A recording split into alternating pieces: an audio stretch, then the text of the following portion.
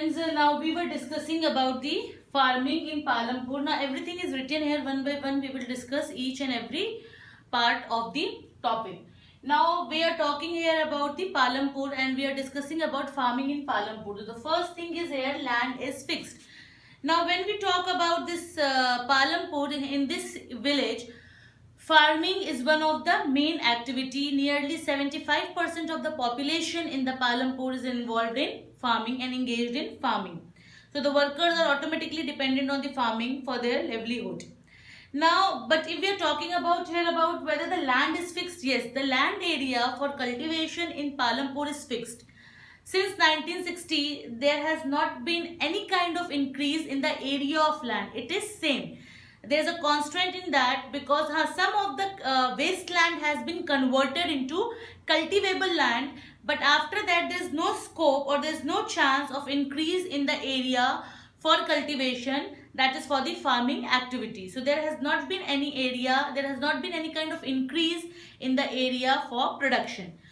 Now that is one of the part how the farming is done in Palampur. Now here is one term which we often you have often listened, that is or heard, that is hectare. Now what is the meaning of hectare? Hectare is actually a standard unit of measuring the land. It is being known by some of the regional names also, like some people call it Githa, Bissa, Bigha.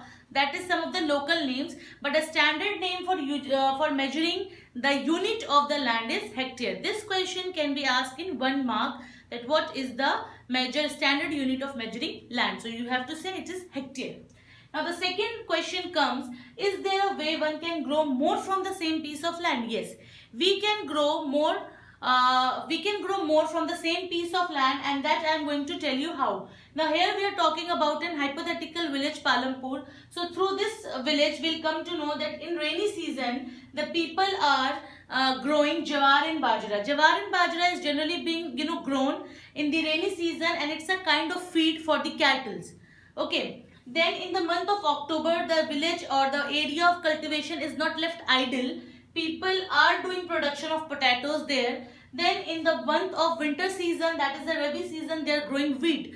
So when in winter season the wheat has been grown in large quantity, the farmers keep the enough wheat for consumption and sell the remaining wheat at Drygunj to earn the profit. The surplus wheat is being sold in the market.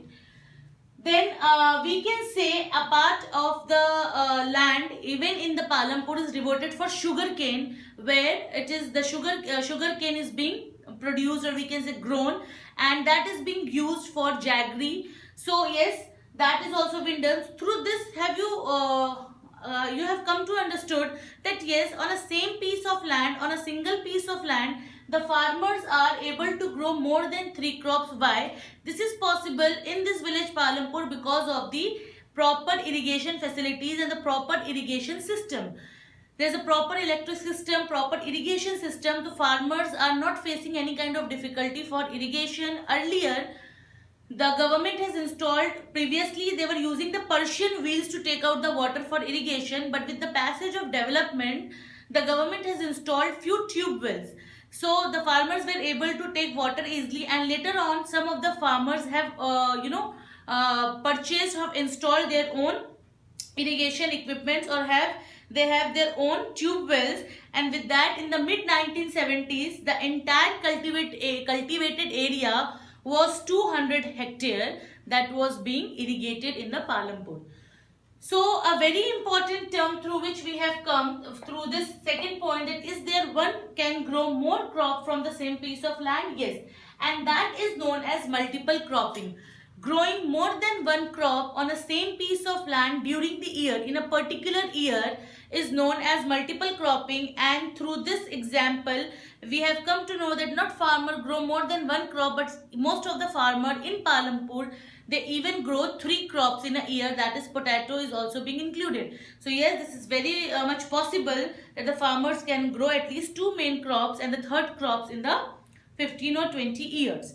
Now the next topic for this is, now under this only when we talk about the multiple cropping, there is one more term that is known as modern farming method. So first way of increasing the production of crop is multiple cropping, and the second way to increase the production is modern farming method. Now what is a modern farming method? Modern farming method, in the earlier time, the previous time, the farmers were following the traditional method to increase the production. Traditional methods include, the cow dung or the fertilizers or the natural manure which is easily available or readily available in that area. But the production was not very high in the earlier time. But after the Green Revolution in the late 1960s, the introduction of the modern farming method has been done, and the farmers were now able to use the modern farming method using high yielding variety seeds, that is known as HYVs, and they were able to use pesticides, insecticides, and the latest fertilizers, which has really increased the production as compared to the traditional method. So yes, it was very much fruitful for the farmers, because the production has not doubled, it has increased to a greater extent. And even the farmers of the Punjab and Haryana, and even in the western UP, they were first to try they were first one to try the modern farming methods, and they were able to use HYV seeds, chemical fertilizers. Even some of the farmers have bought machinery like tractors, threshers, plowing machine, harvesting, and they were highly rewarded with the large or the greater amount of the production. Now in Palampur, the yield of the farmer has increased. Earlier time, the farmer used to produce 1300 kg from the per hectare of land, but with the increase in the modern production method, modern farming method, the farmers were able to grow on the same piece of land, that is more than 3200 kg per hectare. So yes, there has been a drastic, or we can say there has been a tremendous increase in the production. Earlier it was 1300, but now it is 3200 per hectare. So with the introduction of modern farming method, it has given a new way of production, and the production has increased in a greater, or we can say in a larger way. Now the third topic which comes, that will the land sustain? It's a very common question, because the capacity of the land naturally is to produce 1300 kg, but we are applying new methods, modern methods, using insecticide, pesticides, fertilizer. Now we are forcing to double the production through latest technologies. Of course, the land is going to lose its fertility, and it had happened after the modern farming method. After the Green Revolution, the land has lost its soil fertility. Not only this, because when you are doing the production or cultivation through the modern farming method, you are in requirement of plenty of water. That water has to be come from groundwater. So when you are when you're going to take out a plenty of water from ground, the water level will also go down. That's very common. And even the soil is going to lose its fertility. So it's very difficult to sustain, for the land to sustain the fertility. And with the increase in the modern farming method, the land has lost its sustainability. So as an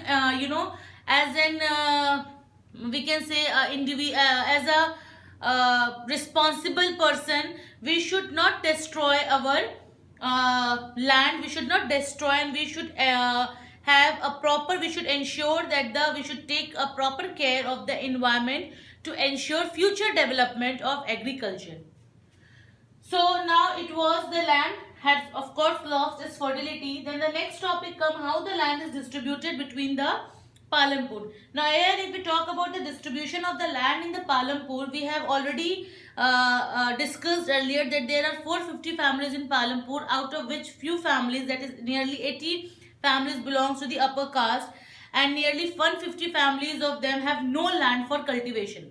150 families have no land of cultivation, and out of that, the remaining families, those who have land for cultivation, nearly 240 families have a very small plot of cultivation, not a big land, a small plot of cultivation, less than 2 hectares of cultivation is there. So that is not adequate for the farmers to have a proper income, because upper class family are having a proper hectare, more than 10 hectares land they are having. Few families belongs to a lower caste, Dalits and all, and there is nearly 240 families that cultivate a very small plot of land. Now here one story is given about Gobind. The Gobind was a farmer, and he was having 2.25 hectares of land. That was not enough for him to cultivate or to get the earnings. and they were not able to live comfortably. Gobind were having three sons, and anyhow they were able to feed their family, and they were having one buffalo for the extra income. But after some years, the Gobind passed away, and the farmers was having three sons. So that 2.25 hectare of land was distributed among three sons. So each son has got 0.75 hectare in size, that is readily, and that is nearly very small plot of land that was not enough for the Gobind sons to earn their livelihood and for their living. So even these sons of the Gobind has to work additional, they have to work to run their family. So we can see that in village Palampur, large number of plots have been scattered around the village, and they are cultivated by small farmers which are not enough for them. On the other hand, is a quite large in size, and there are 60 families who are having medium and large farmers who cultivate nearly 2 hectares of land, and a very small part of the land, that is nearly 10 hectares, a very small part of farmers are having land exceeding 10 hectares, that or more. So through this story of Gobind, and through the distribution of land being scattered and distributed in Palampur, we can say it's not a very equal distribution. Some are having more than 10 hectares, some are having 2 hectares, some are having only 0.575 hectare. So the distribution in the Palampur is not justified, or it is not equal. We can draw a conclusion through this. And the last one for this video is, who will provide the labor? Of course, after land we are in a requirement of labor. Labor is the next necessary production of land, labor, physical capital and human capital.